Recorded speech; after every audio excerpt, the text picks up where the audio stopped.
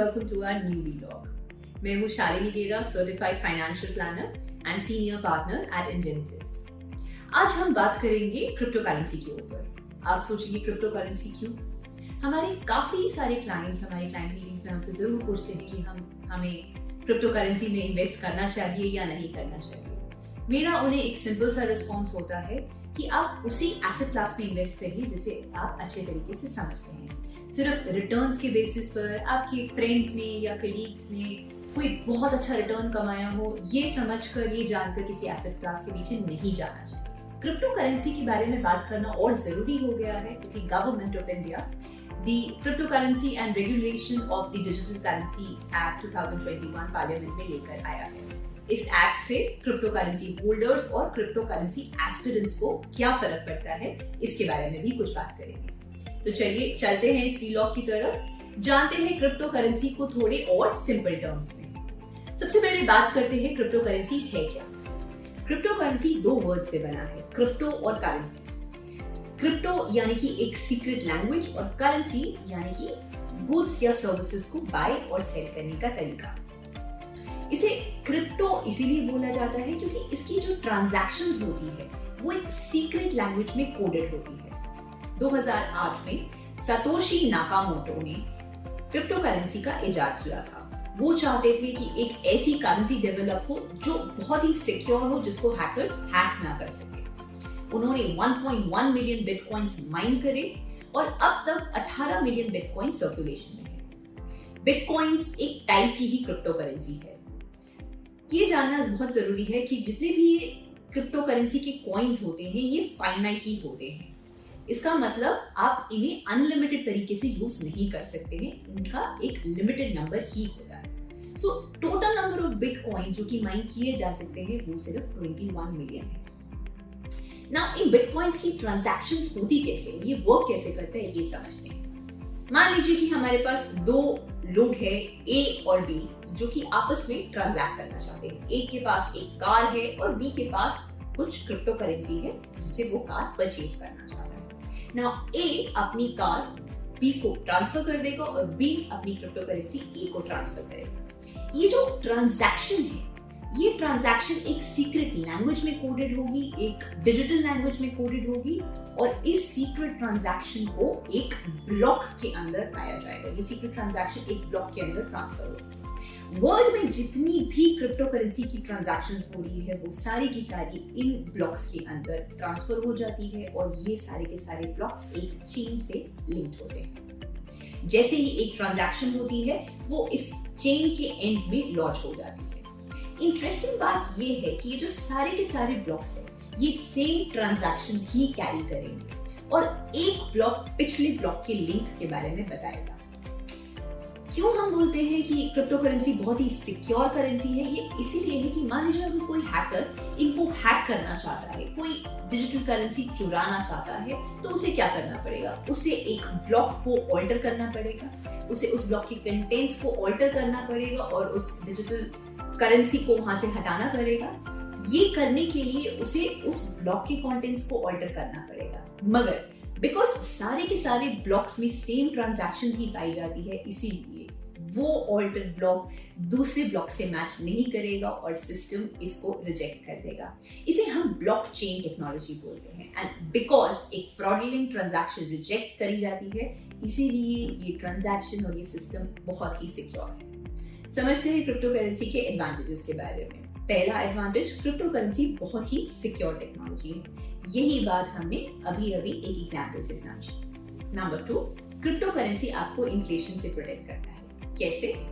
हमारी जो करेंसी है, हमारी गवर्नमेंट के पास पावर है कि हमारी करेंसी वो जितनी रिक्वायर्ड है उतनी प्रोड्यूस कर सकते हैं, मगर क्रिप्टो करेंसी के साथ ऐसा नहीं है। क्रिप्टो करेंसी एक फाइनाइट नंबर में ही माइन करी जा सकती है, यानी कि प्रोड्यूस करी जा सकती है। ना इन्फ्लेशन का क्या मतलब है? इन्फ्लेशन यानी कि हमारी परचेजिंग पावर या हमारी करेंसी की वैल्यू कम होना।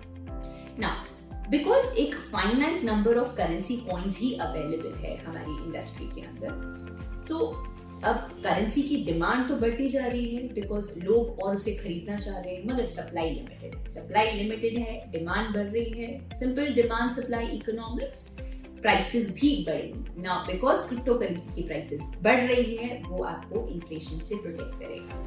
थर्ड एडवांटेज, आप क्रिप्टो करेंसी को फ्रैक्शनल पॉइंट्स में भी खरीद सकते हैं। एक बिटकॉइन की वैल्यू 36 लाख रुपीस है एज ऑन डेट, एक इथेरियम कॉइन की वैल्यू है 3 लाख रुपीस और एक लाइट कॉइन की वैल्यू है 11,000 रुपीस। अगर आपके पास इतने पैसे नहीं है ये क्रिप्टो करेंसी खरीदने के लिए, कोई बात नहीं, आपके पास जितना अमाउंट अवेलेबल है उससे आप फ्रैक्शनल करेंसी भी बाय कर सकते हैं। तो आप 0.000001 करेंसी को भी बाय कर सकते हैं। डिसएडवांटेजेस, पहला डिसएडवांटेज ये है कि क्रिप्टो करेंसी के कोई फंडामेंटल्स नहीं। अगर आप एक स्टॉक में इन्वेस्ट करना चाहते हैं, मान लीजिए आपको इन्फोसिस स्टॉक बाय करना है, तो आप इन्फोसिस की बैलेंस शीट खोलकर उसके फाइनेंशियल्स को स्टडी कर सकते हैं, आप उसकी हिस्टोरिकल और करंट वैल्यूएशन देख सकते हैं, आप उस कंपनी की लिक्विडिटी, उसके रेशियोज, उसके कैश फ्लो सब कुछ स्टडी कर सकते हैं। आपके पास डेटा अबंडेंस में अवेलेबल होता है किसी स्टॉक को या किसी और एसेट क्लास को बाय करने के लिए। अनफॉर्चुनेटली क्रिप्टो करेंसी के साथ ऐसा नहीं है। क्रिप्टो करेंसी में आप क्या स्टडी करेंगे, उसके कोई फाइनेंशियल्स, कोई वैल्यूएशंस, उसकी कोई कैश फ्लोज नहीं है। क्रिप्टो करेंसी बढ़ता है तो यूएस में बैठे हुए किसी इंडस्ट्रियलिस्ट की एक ट्वीट की वजह से भी फ्लक्चुएट हो जाता है। नंबर 2, क्योंकि क्रिप्टो करेंसी एक बहुत ही सिक्योर करेंसी है, इसे फ्रॉडुलेंट मीन्स के लिए भी यूज करा जाता है। इसे drug trafficking, illegal ammunition purchase के लिए भी बाय किया जाता है, बिकॉज आप ट्रेस नहीं कर सकते कि किन दो लोगों के बीच में ये ट्रांजैक्शन करी गई है। इसका फायदा उठाते हुए इलीगल एंटिटीज इसका इस्तेमाल करती है। Disadvantage number 3, crypto currency use करने के लिए आपको एक प्राइवेट की दी जाती है। प्राइवेट की एक डिजिटल की होती है आपके क्रिप्टो करेंसी के वॉलेट को खोलने के लिए। इस प्राइवेट की को आप डिजिटली या एक हार्ड ड्राइव में स्टोर कर सकते हैं। अगर ये प्राइवेट की आपसे खो जाए या किसी ने चुरा ली तो क्या होगा? क्या अब अपने बिटकॉइंस या क्रिप्टो करेंसी को एक्सेस कर पाएंगे? ये answer is no.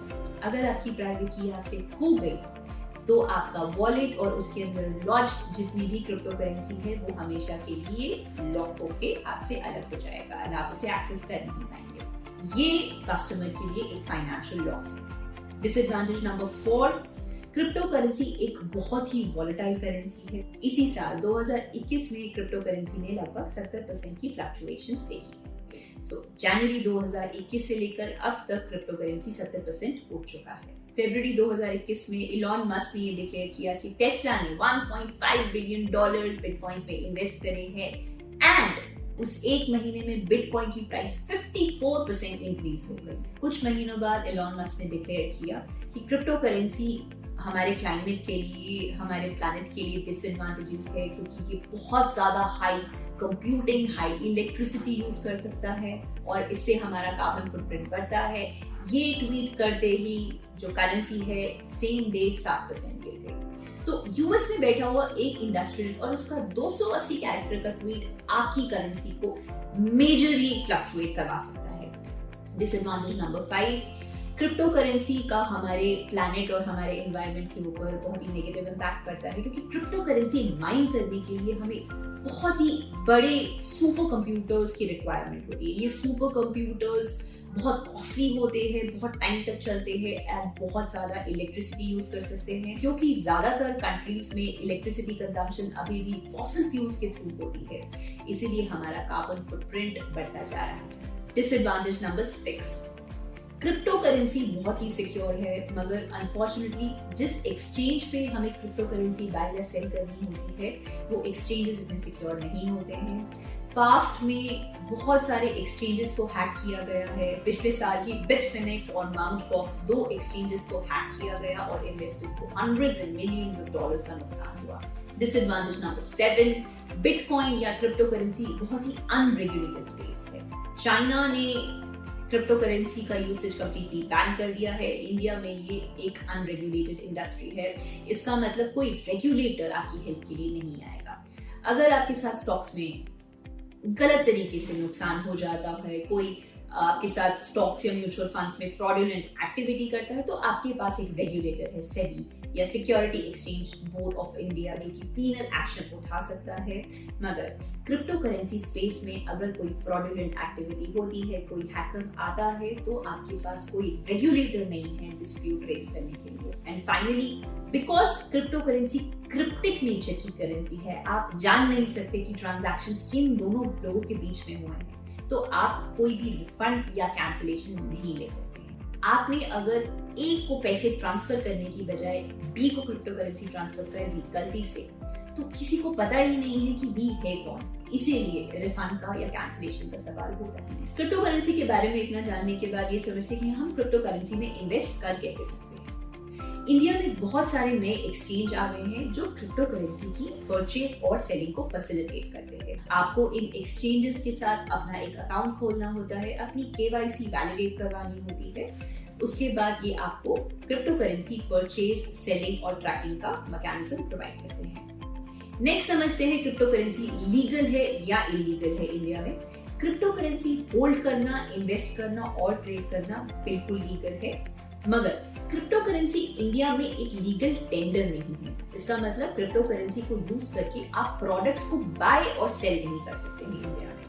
Having said that, Government of India, the Cryptocurrency and Regulation of the Official Digital Currency Act 2021 parliament में टेबल कर रहा है, जो कि एक फ्रेमवर्क बना रहा है क्रिप्टो करेंसी को हमारी करेंसी में रेगुलेट करने के लिए। अगर ये बिल पास हो जाता है और एक्ट बन जाता है, तो इसके 3 ऑब्जेक्टिव्स होते हैं। नंबर 1, ये क्रिप्टो करेंसी से रिलेटेड जितने भी गेम्स हैं उन सबको टैक्स करेगा ताकि गवर्नमेंट ऑफ इंडिया को इसका फायदा हो। नंबर 2, ये सारी की सारी प्राइवेट करेंसीज को इंडिया में बैन कर देगा। नंबर 3, RBI अपनी खुद की डिजिटल करेंसी लेकर आएगा, जिसे हम सेंट्रल बैंक डिजिटल करेंसी या CBDC भी बोलते हैं। Finally, the mother of all questions, हमें क्रिप्टो करेंसी में इन्वेस्ट करना चाहिए या नहीं करना चाहिए। जो लोग क्रिप्टो करेंसी में इन्वेस्ट करना चाहते हैं, उनके लिए ये समझना बहुत जरूरी है कि क्रिप्टो करेंसी एक बहुत ही वॉलेटाइल और अनरेगुलेटेड एसेट क्लास है इंडिया में। हमारी रिकमेंडेशन ये रहेगी कि हमें वेट करना चाहिए जब तक गवर्नमेंट ये बिल पास करती है और एक ऑफिशियल डिजिटल करेंसी लॉन्च करती है। इस ऑफिशियल डिजिटल करेंसी को जो लॉन्ग टर्म इन्वेस्टर्स है, वो इस ऑफिशियल डिजिटल करेंसी में इन्वेस्ट कर सकते हैं from a long-term perspective, looking at the objective of portfolio diversification। ये था हमारा आज का वीलॉग। हमें अपने कमेंट सेक्शन में ये जरूर बताइए कि ये वीलॉग आपको कैसा लगा। हमें और टॉपिक्स के बारे में बताइए जिनके बारे में हम बात कर सकते हैं। आई रिक्वेस्ट हमारे चैनल इंजेनेटिव्स को सब्सक्राइब करिए, इस वीलॉग को सर्कुलेट करिए, लाइक करिए अपने फ्रेंड्स और फैमिली मेंबर्स को उनकी फाइनेंशियल अवेयरनेस और बढ़ाने के लिए। Signing off, stay safe, take care of yourself, bye.